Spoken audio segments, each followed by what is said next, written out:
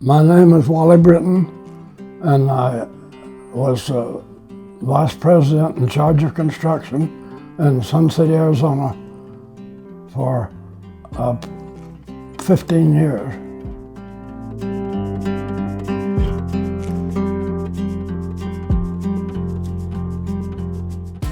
Well, you got to look back a little bit further than that. There was no retirement. The only people that retirement meant anything to was government workers, and the rest of the people were either a rich farmer or somebody that was in the oil business of some kind and could gather enough money and was successful enough to have the money. So it was such a beginning for everything that people couldn't believe that they could come out here with a few dollars and buy a house and could actually retire. So it was a growing thing. The retirement business and the housing had to go together. And it's been copied in many places, but it's never been successful. Now, Sun City had just started.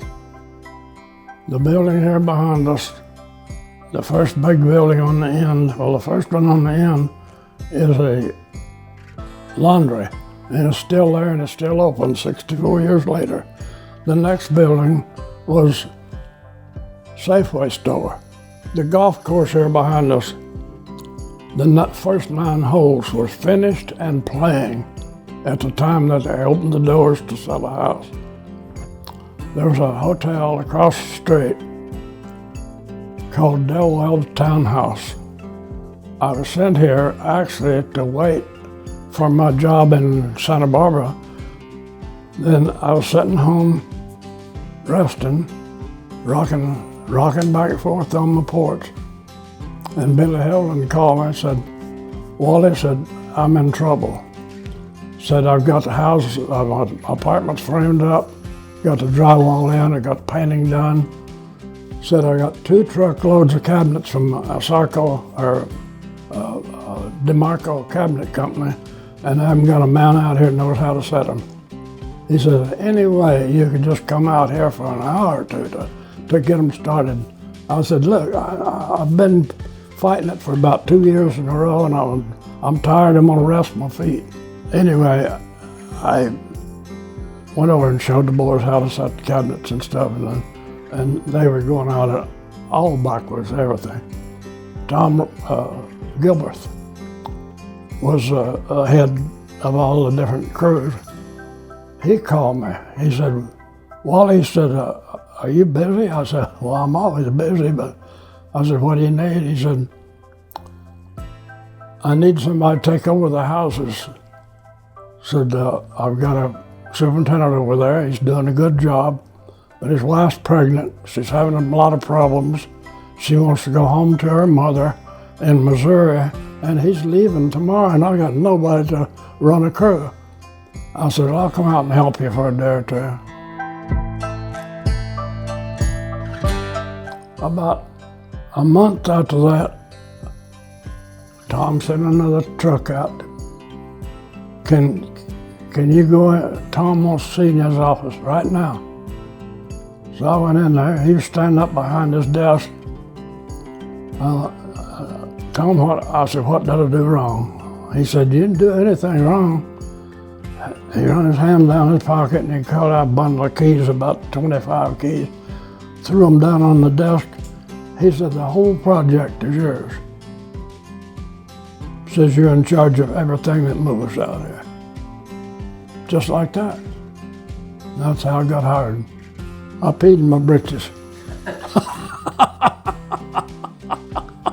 No, I had touched a lot of pretty good sized jobs, and it didn't bother me that much. I didn't think that much of it. We didn't know. We didn't know what this might not last 3 months. And here it is 63 years later, and still alive.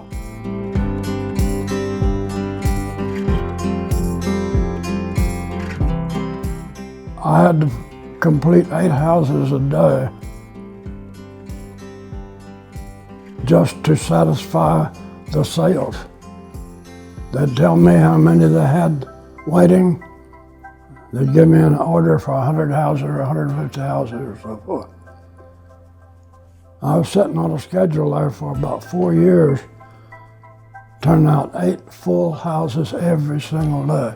That computes at about 1 hour, 1 house every hour.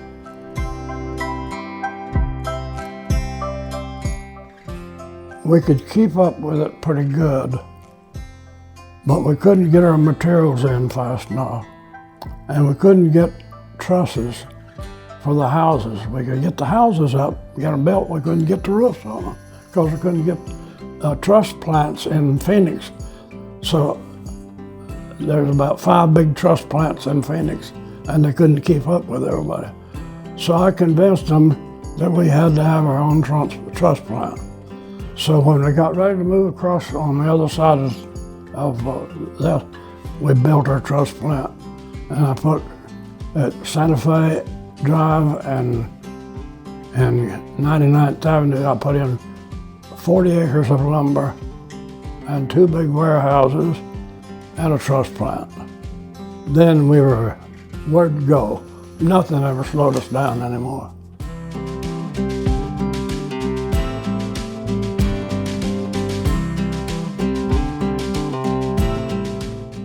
And the houses just kept growing and growing and growing.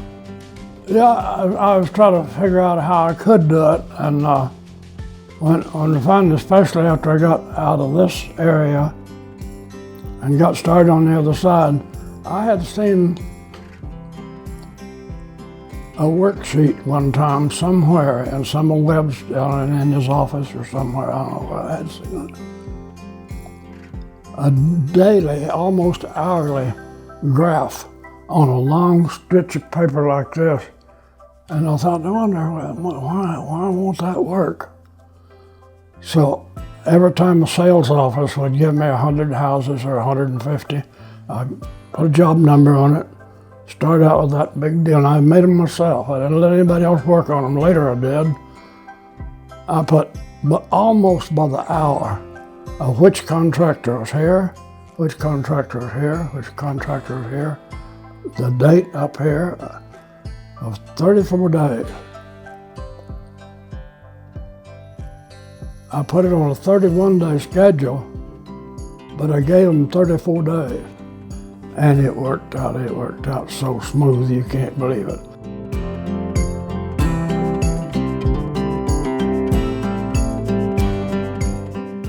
One time, Mr. Webb was out here visiting, and they came in with him, and Mr. Webb came in, we all shook hands. He turned around and looked at that wall up there and all those work strips up there and everything. He studied them a little bit and turned around and smiled at me. That smile was worth $1 million. He recognized that was some of his work. Never said a word. Nobody ever mentioned it. I don't think John Meeker ever even knew that I had them in there. He never came in and looked at them. But that was the Bible right there on the wall, right in front of you. And if anybody had been smart enough to know to do that.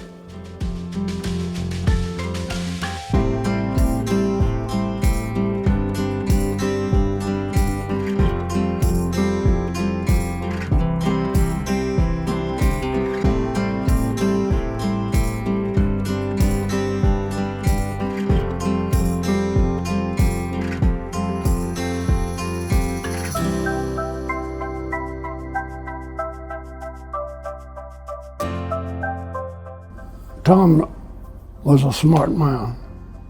I give him credit for the dream. I give him full credit for the dream. Now, we grabbed it and put it together, but I think Tom Brain dreamed Sun City. He's a nice guy. He is a principled guy. Was laying out the foundation for the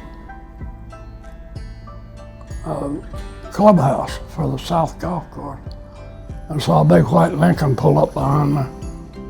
And I thought, well, that's got to be one of the big shots from down to downtown office. And sure enough, Tom Brain gets out, stretches his arm, and his arm out. I said, I'm Tom Brain. I said, I know who you are. I said, I've read about you, and I've never met you before, but I'm tickled to death to meet you. He said, well, I'm the project manager over everything that's going on in there. But he said, Wally, I don't know you, I don't know your background, but I know what you've done there so far, and I like it. Keep doing what you're doing. Got back in the car and drove off. I haven't seen him since.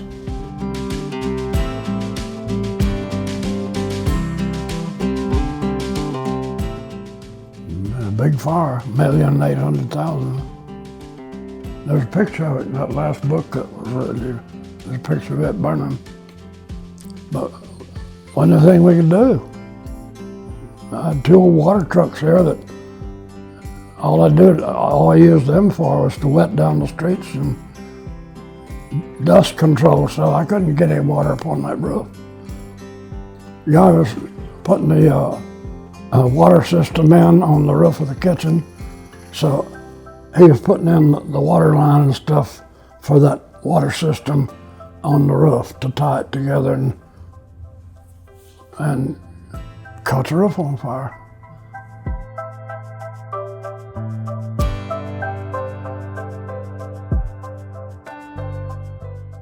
To put more challenge in the golf course, if you're going to entice people to love golf, then you have to put something to make it that way.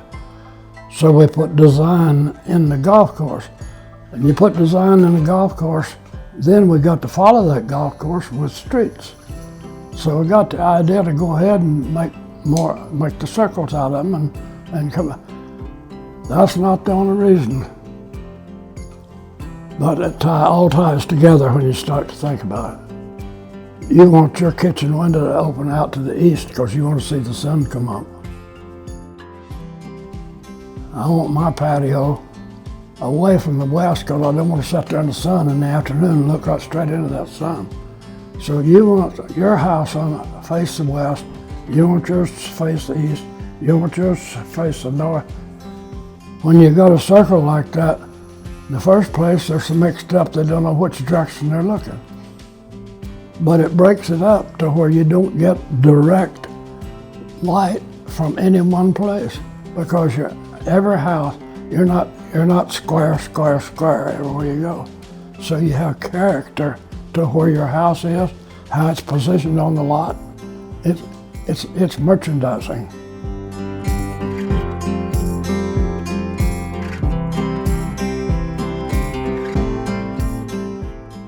There's probably not one person that was ever in Sun City, including the Webb people, that knows how the houses were put together or how they ever got there. They just knew they were there and they knew they needed them. And I'm not telling you that I'm not trying to tell you I'm smart, I'm not. I'm just a barefooted country boy. But if you think about it, and you look at it, and you look at the problem, you solve it, and you solve it right now. You don't sit and look at it, you solve the problem, and you got time to repair it. If you don't get it started, it's never gonna start. But I don't know, it was fun. There was never a day that I started to work from Glendale out here that I ever wanted to turn around and go back. Every day was a new day. And I enjoyed it. I thoroughly enjoyed it.